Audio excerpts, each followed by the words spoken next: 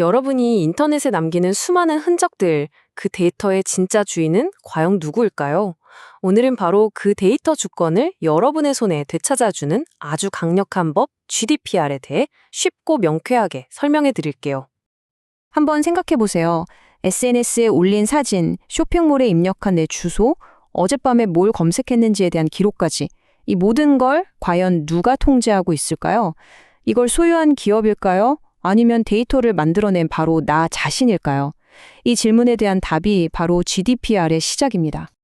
자, 그럼 먼저 GDPR이 도대체 뭔지 그 정체부터 한번 파헤쳐보죠. 전 세계 기업들을 바짝 긴장하게 만든 개인정보 보호의 글로벌 표준, 지금부터 제대로 알려드릴게요. GDPR은 일반 개인정보보호법이라는 뜻이에요. 유럽연합, 즉 EU에서 만들었지만 이게 단순히 유럽만의 법이 아니라는 게 핵심입니다. 만약 어떤 회사가 단 한 명이라도 EU 시민의 데이터를 다루게 되면 그 회사가 한국에 있든 미국에 있든 어디에 있든 상관없이 이 GDPR을 반드시 지켜야만 하거든요. 그럼 이 법의 궁극적인 목표는 뭐냐? 아주 간단합니다. 바로 여러분 개인의 데이터를 보호하는 거예요. 지금까지는 기업들이 쥐고 있던 내 정보에 대한 통제권을 이제는 원래 주인인 여러분의 손에 돌려주겠다. 바로 이겁니다. 자, 그럼 기업들이 우리 데이터를 다룰 때 꼭 지켜야 하는 게임의 규칙은 뭘까요? GDPR의 가장 기본적인 핵심 원칙들을 살펴보겠습니다. 일종의 약속 같은 거죠. 원칙은 아주 명확해요. 첫째, 모든 데이터 처리는 법에 따라 공정하고 투명해야 합니다. 뭘 가져가는지, 왜 가져가는지 확실히 알려줘야 한다는 거죠. 둘째, 꼭 필요한 최소한의 데이터만 수집해야 하고요. 그리고 그 데이터는 항상 정확하게 유지하고 더 이상 필요가 없어지면 바로바로 삭제해야 합니다. 한마디로 무분별하게 데이터를 긁어모으던 시대는 이제 끝났다고 선언하는 셈이죠. 이제 진짜 중요한 얘기 바로 여러분의 데이터와 권리에 대해 좀 더 깊이 들어가 볼게요. 이 데이터 보호라는 무대 위에는 어떤 선수들이 있고 여러분은 과연 어떤 강력한 힘을 갖게 되는지 알아볼 시간입니다. 이 표를 보면 관계가 딱 보이죠? 정보 주체. 이건 바로 여러분을 말하는 거예요. 예를 들어 여러분이 어떤 쇼핑 앱을 쓴다고 해보죠. 그럼 그 앱을 운영하는 회사가 데이터 컨트롤러가 되는 거고요. 이 회사가 데이터를 저장하기 위해 외부 클라우드 서버를 이용한다면 그 클라우드 회사가 바로 데이터 프로세서가 됩니다. 그리고 DPO는 이 모든 과정이 규칙에 맞게 잘 돌아가는지 지켜보는 심판 같은 역할이죠. 근데 여기서 제일 중요한 게 뭔지 아세요? 이 모든 관계의 중심에 바로 여러분 정보 주체가 있다는 겁니다. GDPR은 여러분에게 정말 막강한 권한을 주거든요.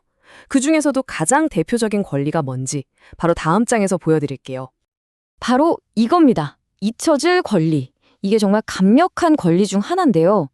내가 원하지 않거나 더 이상 필요가 없어진 내 개인정보를 기업한테 지체 없이 싹 다 지워주세요 라고 요구할 수 있는 권리예요. 인터넷에 남은 내 흔적, 즉 디지털 발자국을 내가 직접 통제할 수 있게 해주는 아주 중요한 무기인 셈이죠.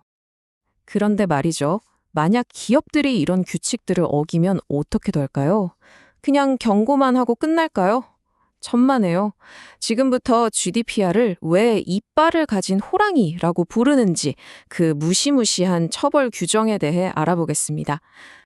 자, 첫 번째 숫자입니다. 2천만 유로. 이걸 우리 돈으로 바꾸면 대략 300억 원에 가까운 정말 어마어마한 액수죠. 하지만 이게 끝이 아닙니다. 사실 더 무서운 숫자가 남아있어요. 바로 4%입니다. 네, 바로 이겁니다. GDPR을 위반한 기업은요, 최대 2천만 유로 혹은 그 기업의 전 세계 연간 총 매출액의 4%, 이 둘 중에 더 높은 금액을 과징금으로 내야 합니다. 생각해보세요. 거대한 글로벌 기업의 연매출 4%는 정말 수조 원이 될 수도 있거든요. 이게 바로 기업들이 GDPR이라는 이름만 들어도 벌벌 떠는 진짜 이유입니다. 자, 이제 마지막으로 GDPR이 바꾸고 있는 미래에 대해 이야기해볼게요. 설계부터 프라이버시를 생각한다. 이게 앞으로 보안의 새로운 기준, 새로운 기본값이 되고 있습니다.